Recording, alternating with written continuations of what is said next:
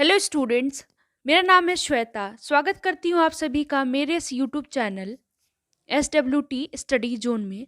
Listeners, आज की इस वीडियो में हम माइक्रो इकोनॉमिक्स जो कि सब्जेक्ट है बीकॉम फर्स्ट सेम का, उसके बारे में डिस्कशन करने वाले हैं।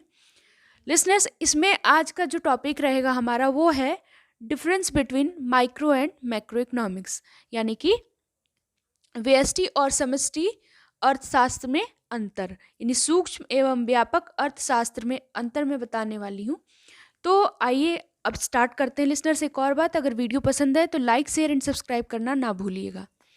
अब आइए स्टार्ट करते हैं। तो जैसा कि आप स्क्रीन पर देख सकते हैं, मैंने कुछ डिफरेंसेस दिए हुए हैं माइक्रो और मैक्रो इकोनॉमिक्स के, यानी कि व्यष्टि और समष्टि अर्थशास्त्र के। सबसे पहले तो मैं इससे रिलेटेड थोड़ी सी चीज़ें आपको एक्सप्लेन कर दूं। जैसे कि अ, जो आधुनिक अर्थशास्त्री थे, उन्होंने इकोनॉमिक्स के जो सब्जेक्ट मैटर थी उसमें उसके स्टडी के लिए क्या किया, इनको दो भागों में बांट दिया, है ना। दो भागों में डिवाइड कर दिया। जैसे कि पहला माइक्रो इकोनॉमिक्स, दूसरा मैक्रो इकोनॉमिक्स, यानी पहला व्यष्टि अर्थशास्त्र, दूसरा समष्टि अर्थशास्त्र।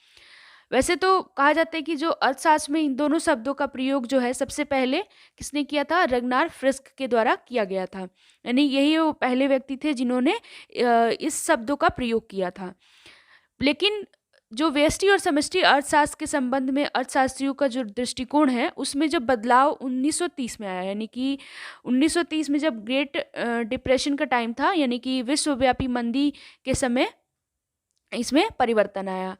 बाद में क्या हुआ कि जब प्रोफेसर कीन्स, यानी प्रोफेसर जेम कीन्स ने अपनी पुस्तक, यानी इनकी एक बुक थी, उस बुक का नाम है the general theory of employment, interest and money.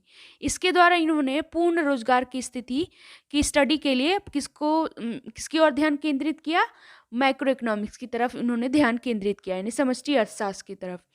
तो वर्तमान आर्थिक व्यवस्था में जो भी अर्थशास्त्र का अध्ययन किया जाता है, दो दृष्टिकोण से किया जाता है। तो जैसा कि आप देख सकते हैं, व्यष्टि और समष्टि। तो अब बात कर लेते हैं सबसे पहले व्यष्टि अर्थशास्त्र के बारे में, यानी कि माइक्रो इकोनॉमिक्स के बारे में। इसको हम सूक्ष्म अर्थशास्त्र भी कहते हैं। अभी बताऊंगी क्यों इसको सूक्ष्म अर्थशास्त्र कहते हैं। लिसनर्स, इसमें जैसे कि आप देख सकते हैं शब्द की उत्पत्ति, यानी कि जो माइक्रो शब्द है, व्यष्टि शब्द है, ये आया कहाँ से। तो इसकी उत्पत्ति ग्रीक भाषा के शब्द मिक्रोस से हुई है, जिसका मीनिंग होता है छोटा, यानी कि स्मॉल। इसके अंतर्गत हम अर्थव्यवस्था की छोटी छोटी इकाइयों का एनालिसिस करते हैं, विश्लेषण किया जाता है। इसके अंतर्गत हम जैसे कि मान लीजिए एक व्यक्ति के बारे में, एक परिवार के बारे में, एक फर्म के बारे में, एक उद्योग के बारे में, मतलब इन सारी चीज़ों का अध्ययन करते हैं।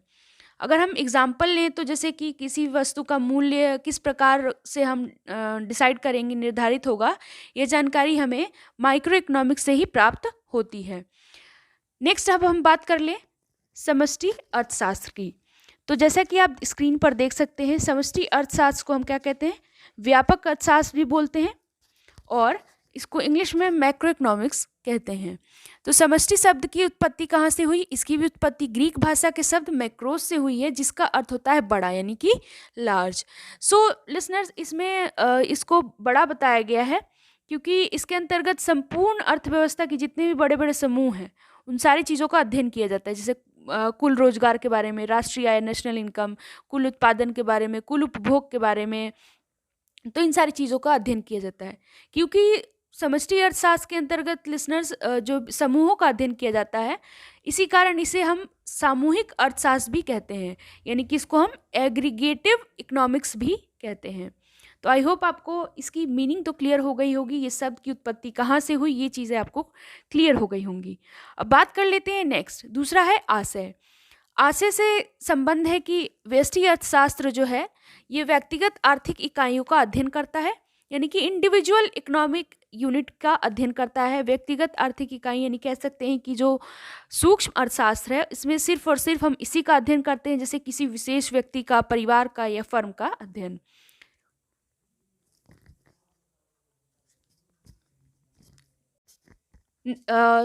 मैक्रो इकोनॉमिक्स में देखें तो समष्टि अर्थशास्त्र संपूर्ण अर्थव्यवस्था का अध्ययन है, यानी कि इसमें इसका आशय ये है कि इसमें हम एग्रीगेट इकोनॉमिक यूनिट्स का अध्ययन करते हैं, यानी कि व्यापक अर्थशास्त्र में हम पूरे के पूरे अर्थव्यवस्था की जितनी भी आर्थिक इकाई हैं उनका हम अध्ययन करते हैं, जैसे कि नेशनल इनकम हो गया, यानी कि राष्ट्रीय आय, कुल उपभोग हो गया, तो ये सारी चीज़ें, सीमांत कीमत स्तर हो गया आदि, तो ये सारी चीज़ें इसमें आती हैं।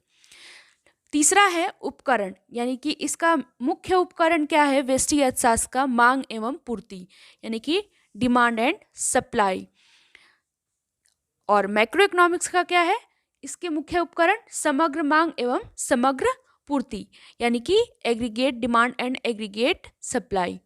लिसनर्स, एक और चीज़ मैं बताऊं तो जो व्यष्टि अर्थशास्त्र है इसको हम, यानी कि सूक्ष्म अर्थशास्त्र को हम प्राइस थियरी के नाम से भी जानते हैं, यानी कीमत सिद्धांत भी कहा जाता है।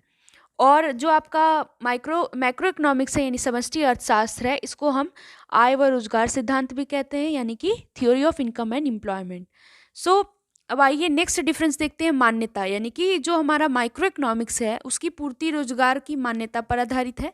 इसका मतलब ये है कि हमारा जो माइक्रो इकोनॉमिक्स में हम पूर्ण रोजगार की मान्यता के आधार पर साधनों के बंटवारे, उत्पादन साधनों की कीमत या फिर किसी भी कमोडिटी की कीमत, उत्पादन का सिद्धांत आदि समस्याओं का अध्ययन इसमें क्या करते हैं, हम सीमांत विश्लेषण के आधार पर इसमें किया जाता है। इसी कारण से अभी मैंने आपको बताया कि सूक्ष्म अर्थशास्त्र को कीमत सिद्धांत भी कहा जाता है, यानी प्राइस थ्योरी कहा जाता है।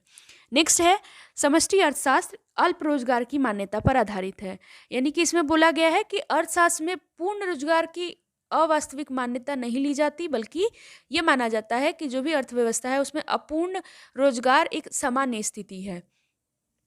तो ये कुछ मैंने आपको डिफरेंसेस बताएं। आई होप आपको सारी चीज़ें क्लियर हो गई होंगी, तभी इसको मैंने बताया कि इसको theory of income and employment कहा जाता है। लिसनर्स, तो जो भी क्लियर ना हुआ हो तो अगर आप को कोई भी चीज़ अगर डाउट है तो आप मेरे कमेंट सेक्शन में कमेंट करके बता सकते हैं। Thank you.